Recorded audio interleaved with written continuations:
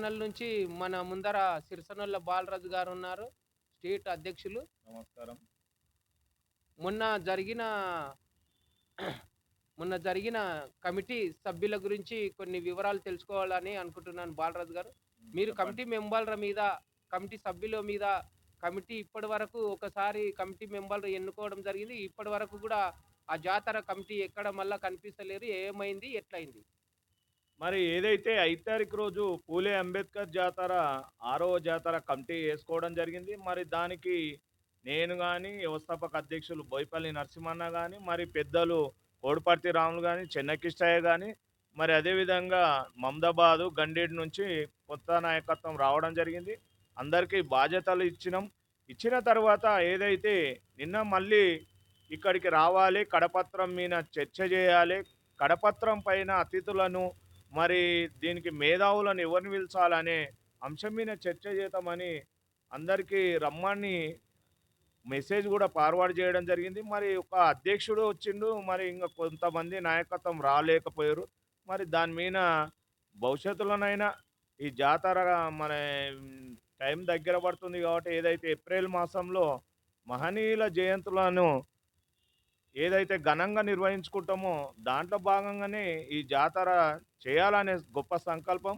మరి ఈసారి మరి ఈ పక్కనే ఉన్న ఉర్దూ గారిని కూడా ప్రతి ఒక్కరికి పల్లెల నుంచి వచ్చే నాయకత్వానికి ఈ ఉర్దూ గారి అంశం మీద చూపించి వాళ్ళకు అవగాహన ఏర్పాటు చేయాలనే సంకల్పం కూడా ఈ జాతర ద్వారా చేయాలని అనుకోవడం జరిగింది. మరి దీనికి ప్రతి ఒక్కరు కదిలి వచ్చి స్వచ్ఛందంగా కదిలి వస్తే బాగుంటుందని నా ఆలోచన. మరి భవిష్యత్తులో వ్యవస్థాపక అధ్యక్షులు బోయపల్లి నరసింహన్న గారికి కొంచెం అనారోగ్యం కారణంగా ఆయన పూర్తి టైం ఇవ్వలేకపోతుర్రు.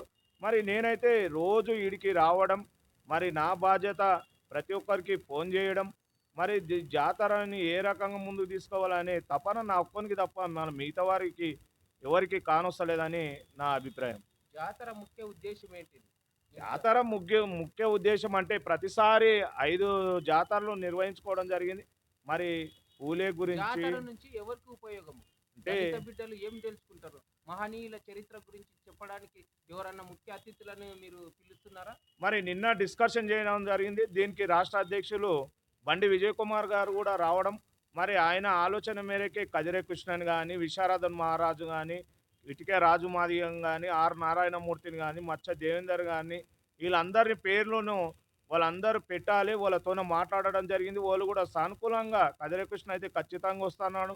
ప్రొఫెసర్ మన కాసిమ్‌ని కూడా ఇంకోటి గాలి వినోద్ సార్‌ని కూడా మచ్చ దేవేందర్‌ని ఆటపాటలతోన మరి ఇక్కడనే కళాకారులు ఎంతో మందితోన ఈ మహానుభావుల చరిత్రను ఓ పాట ద్వారా, ఓ మాట ద్వారా తీసుకెళ్ళి వచ్చే పబ్లిక్‌ని మోటివేషన్ చేసి రేపు భవిష్యత్తులో మహనీయుల అడుగుజాడల్లో నడిచే విధంగా చూడాలనే ఒక గొప్ప సంకల్పంతోనే ఈ జాతరను నేను నిర్వహిస్తున్నామని గుర్తు చేస్తున్నాను.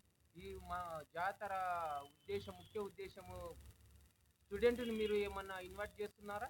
ఖచ్చితంగా ఏదైతే ఏప్రిల్ మాసంలో మరి ఎగ్జామ్స్ కాకుండా ఉంటే ఇక్కడ సోషల్ హెల్పర్ నుంచి ఆడపిల్లలు ఉంటారు 10th వరకు.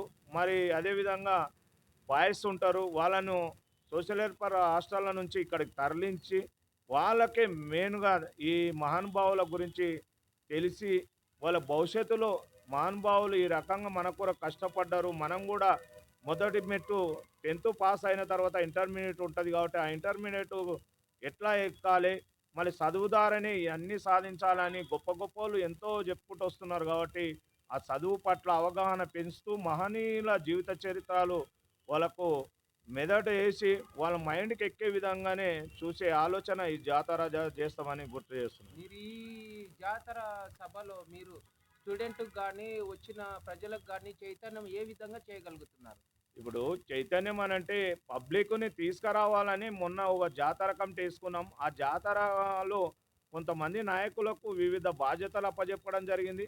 ఒక్కొక్కరు గూడా నా వంతుగా 100 నుంచి 50, 50 నుంచి 100, 30, 20 ఇట్లా ఒక్కొక్క పల్లె నుంచి అందరం సేకరించి అందరిని ఒక దగ్గరికి తీసుకొచ్చి ఒక వేదికగా ఈడ కళాభవన్‌లో నిర్వహించి వాళ్ళకొచ్చిన వారికి ఎలాంటి ఇబ్బంది లేకుండా మంచి ఫుడ్డు గానీ, వాటర్ గానీ, మరి అన్నిటికీ ఎలాంటి అసౌకర్యాలు కల్పించకుండా సౌకర్యాలు ఏర్పాటు చేయడమే ఈ జాతర ముఖ్య ఉద్దేశం.